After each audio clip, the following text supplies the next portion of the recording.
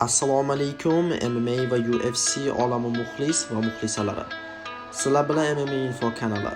Agar sizlarga MMA olamidagi so'nggi yangiliklar, podkastlar, intervyular va jang tahlillari kerak bo'ladigan bo'lsa va qiziqadigan bo'lsanglar, aynan kanalimga obuna bo'lib qo'yish esingizdan chiqmasin va video yoqadigan bo'lsa, like tugmasini qizartirib qo'yinglar. Sizlar bilan men Murodxon va men boshladim. Ilya Topuria yengil vaznda va sen ikkala jangchi bilan jang qilgan sifatida bu potensial jangda fikring qanaqa? Bilasanmi nima?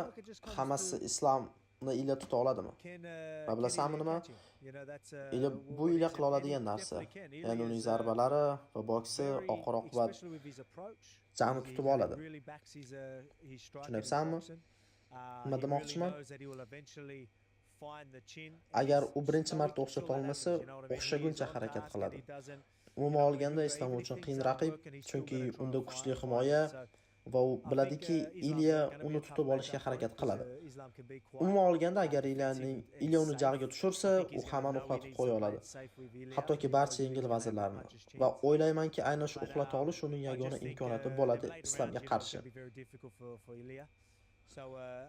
Yana bir narsa bilamizki, Ilyada yaxshi grappling baza bor, ammo sen uni hech yuqori darajada ko'rmaguninggacha bila olmaysan.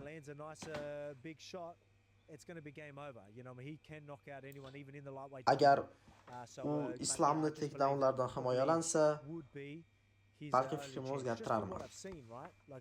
Lekin hozir men o'zim bilganimga tayinaman, chunki Ilya hali islomdek kuchli raqibga, grappler jangchiga duch kelmagan.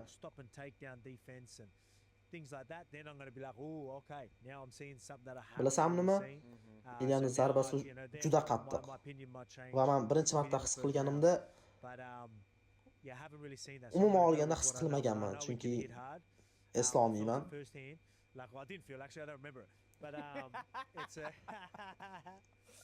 Umuman olganda agar u islomni tuta olsa tamom, chunki u aynan yengil vazndagi eng xavfli bolalardan bittasi. Ha, bu qiziqarli jang bo'ladi. Bilasanmi nima? Menimcha distansiya haqida o'ylamasak ham bo'ladi, chunki islom uni saqlash uchun tana zarbalaridan foydalanadi. Menimcha islom chapaqay va Ilya o'ngaqay. Va agar islom tana zarbalarini bersa, Ilya islomning oyoqlarini ushlab takedownga boradimi? Menimcha yo'q. Senga qo'shilaman, u o'zini ishini qiladi va zarbalar beradi, 3 talik kombinatsiyalar, 4 talik kombinatsiyalar qiladi, nokaut qilish uchun.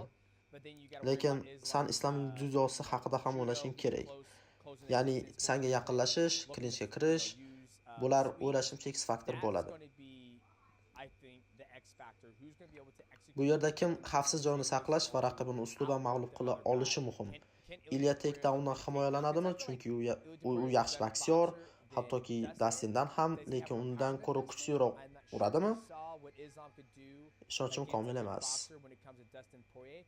Chunki biz ko'rdik, islom Dastinga qarshi unga takedownlar qildi, bo'g'ib qo'ydi, to'g'rimi? Umuman olganda bu ajoyib jang bo'ladi. Chunki biz islomning allaqachon eng zo'r boksyorga qarshi nima qila olishini ko'rdik va hammasi Ilya nimadir boshqacha, ya'ni o'zgacha qila oladimi? Shunga bog'liq. Islam being a southpaw. Bilasanmi, sen gapingga qo'shilaman. Islom chapaqay va qachonki sen chapaqay bilan urushganingda sen a lot of your shot selections and everything changes with a completely different va bu Ilya uchun juda katta muammolar tug'diradi. So I think that's going to give him chunki a lot of different problems. He's got time to work on those things, obviously. But I just don't think he's, I talked about being stoic and being on task and having that flow or that process to finding the shot. I think I will say this, I feel like he's a lot more effective on orthodox than southpaws. I'll say that. Yeah, I'll say that now. You're saying Ilya Topuria is more effective against orthodox than southpaws. Jang qiladiganlar, yes, even from little. Yeah, okay. Yes. Yep, yeah, I agree. I feel Ilya Topuria fights better when he fights o'nga orthodox qaylar bilan because urushganda that's what you yaxshiroq get used ko'rinadi to va buni seeing ko'rganmiz. when he fights somebody who's Va southpaw. bilasanmi, Because that's one of the bularning things hammasi that Islam Ilyaga did. qarshi He chiqishi threw mumkin that body bo'lgan hamma kick narsa because islomda bor. you're shorter, right? Tana Like even zarbalarini when I fight beradi, guys who are taller Ilya Islomdan and kamtaroq. they go southpaw and Masalan, they throw that body kick, I'm like, man fuck, I qachonki can't o'zim get, I uzunroq can't va get to chapaqay him. bolalar If bilan they throw the urushganimda body kick va ular correctly, right? ayniqsa If tana they throw it like, zarbalarini you know, yo'llaganda, a whip, bilasanmi you're nima gonna be able deyman? to get to him. But if I Janob throw like a Son, Muay unga Thai, qanday like a yaqinlashaman? boom, and Deyman. drive my knee across your fucking Va agar ular bu forearms, to'g'ri like, qilsa, lekin agar u there's no Muay Thai opportunity for you usulida to counter. tepsa, tizzalari sani bilaglaring It's a bo'la lot harder bo'lsa, to deal with, and senda that's where hech I qanaqa think imkoniyatlar qolmaydi va Islam's aynan going to try shu to do. But then, islom like you said, qiladigan usulda Uthman bo'lgan. is gonna be like, okay, I'm gonna have to eat Yana bir that narsa, right hand agar immediately, Ilya bu or zarbalarni eat it, qabul try to qilishga rozi wrestle, bo'lsa eat it, va or try to get closer to 10 him. qo'l So it's zarbasini an bersa interesting yoki matchup, kurashga harakat and qilib I ko'rsa, can't wait to see nima bo'ladi? how those two approach. Umuman olganda bu qiziqarli jang dynamic va of bularning that jangini fight. ko'rish men uchun juda ham qiziq. Yeah, it's funny because Va bilasanmi he's nimasi El qiziqarli? Matador, right? Like Yep. Ilya's El Ilya Matador. Yep. bu El But I Matador. know Islam, Islam their esa approach in zarbalar their striking zarbalar is to almashinuvida be aynan the Matador stilida Matador. urishadi. Yes. So they even say that. I'm pretty Bilasanmi sure nima? they even say that in the corner. Islam I think burchagida Javier's like, be the Javier Matador, ham be the Matador Matadors. bo'l Like, bait deb them, aytsa let ham them do kerak. all the work. Yep. Ya'ni So you they kutib can ol counter deb. or time the shots coming in and stuff like that. So it's Va funny. bilasanmi nima?